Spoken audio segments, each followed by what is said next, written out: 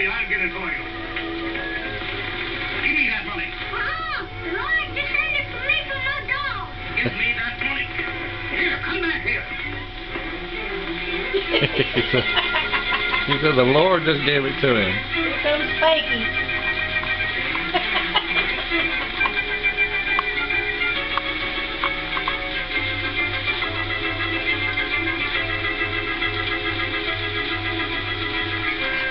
Okay, that's the start of my movie review.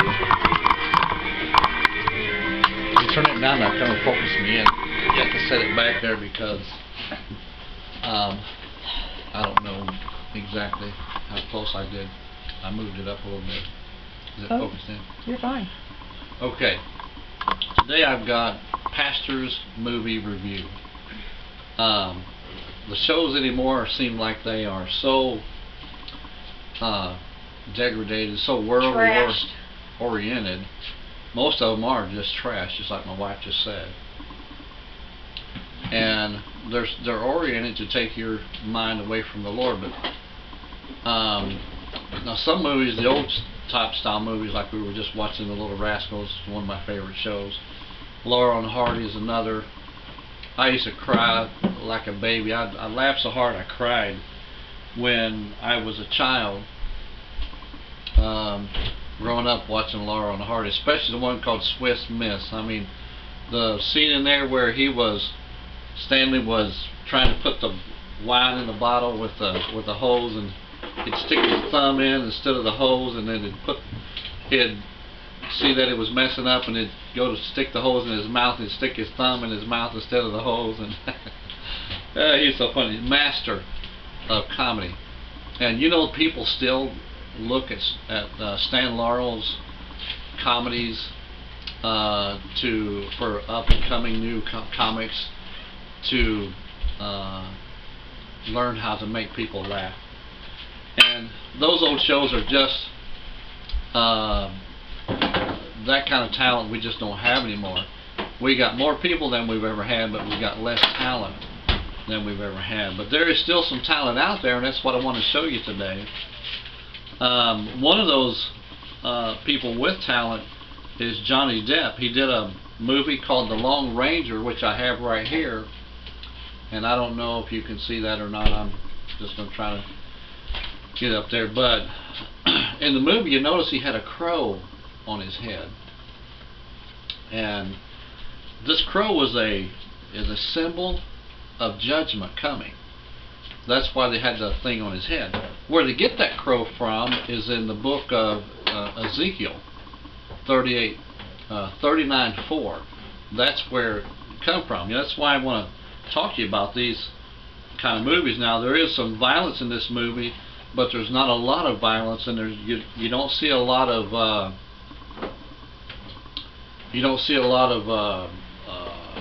gory scenes, even though there is one where the guy, he simulated rips the guy's heart out, but they don't show you ripping his heart out. You know what I'm saying? So this is a movie that I would suggest that you let your older family watch. Maybe some of the younger kids you wouldn't want to let them watch this because of that one particular scene, but it's a good movie. It has a lot of good moral values in it, and the ending of the show has a great ending. And you know, there's a kid there.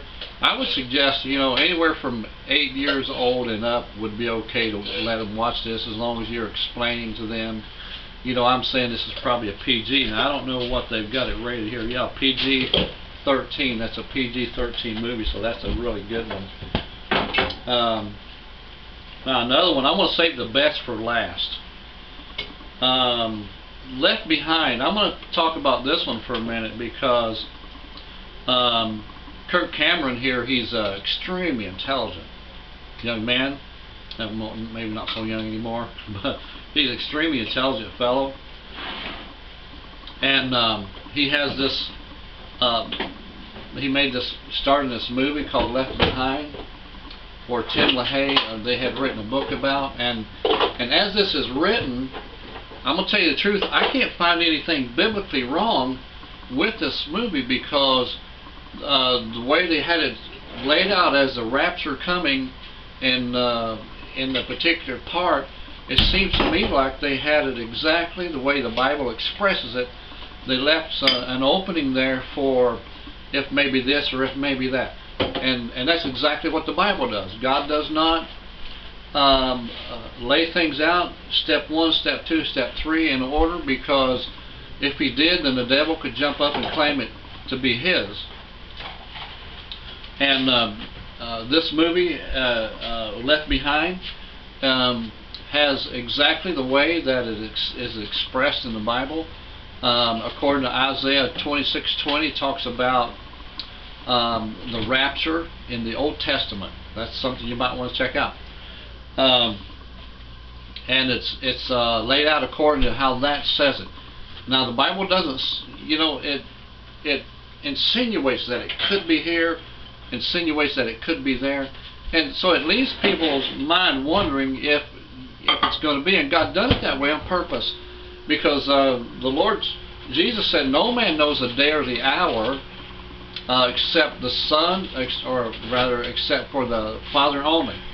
Now, right now I'm having an intense discussion on one of my talks. You might want to go and look at that with an atheist, that he's talking about did Jesus lie when he was talking about that there in Luke chapter 21.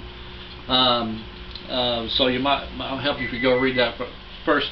But this is a good, I suggest anybody wanting to know about the rapture, get this movie and watch it, because within the first half of the movie it's laid out there really well how that the rapture is going to take place.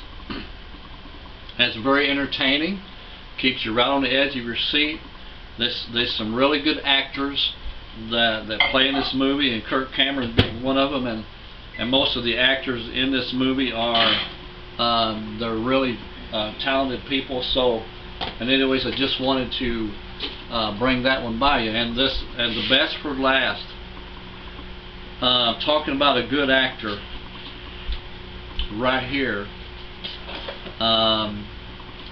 this movie called The Encounter, if you can see it there. I think his name is Bruce, and I can't pronounce his last name, but it has the actor Sting in there. Okay, I'll give it a shot. Marachella. Honey, how do you pronounce his last name? Bruce what? Sorry, I didn't take a look at that until just now. But this movie, he plays the best Jesus. Marchino.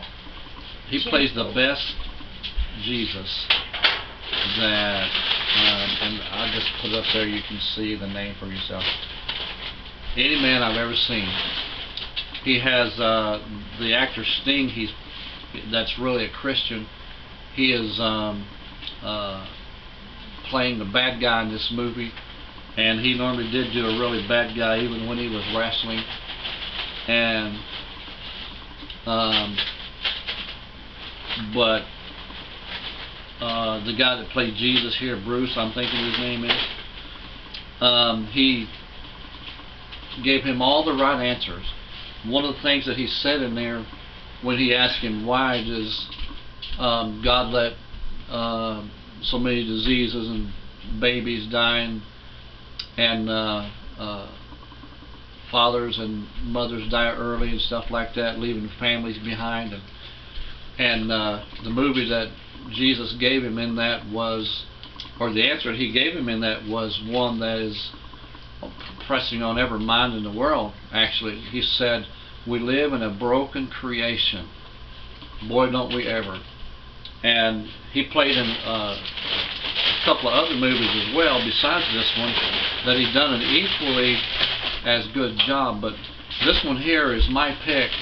This is one of my favorite all-time movies right here. And this is one that I'll have around the house forever.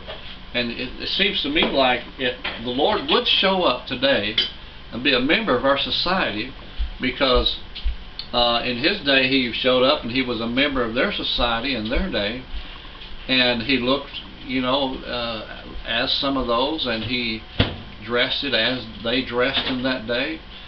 And this fella here, he did the same thing, and he acted, and he made all the most. I mean, I tell you, this man was in character. Believe me, if he had looked more like the Lord and with long hair, I'm saying, and a long beard and long hair, and put that robe and stuff on him, and you know, he would have been the character to play in some of the older movies. Man, people would have thought for sure this is the Lord, you know, because he had me deep into the movie, you know. And another fellow I want to talk about really quickly is Jim Varney, one of my favorite actors. He's Ernest P. Worrell, in case you don't know the original name of Ernest. It's Jim Varney. And but he made a movie called My Family Album. Now in this movie, he played a character from the old days of when they first discovered the country, back in the 1700s, and he played a character there. It was Uncle Davy Worrell, he called him. And he was running up and down by the stream, and they showed a close-up of his feet, and he had on some PF Flyers, tennis shoes. But he played every character. There was 9 or 10 characters in that movie, and Jim Varney played every one of those characters. And about halfway through that scene, he had me thinking, you know, had me into each character that he played. He played each individual one so well that he could just pull you into that character in each one that he played. And the only thing he changed was his hat in each one of the characters. And so we still have some good, talented people today that can do it without drawing our minds deep into the gutter. And you just have to look for those good movies out there, and you can train up your family, the Bible says, in the way that they should go. And you can still have a good time without dabbing into the things of the world, like porno and blood and guts and revenge and all that kind of thing. Alright, so God bless. Thank you for joining me. We'll see you again next time. Another great movie right here in Crossing the Middle Ministry.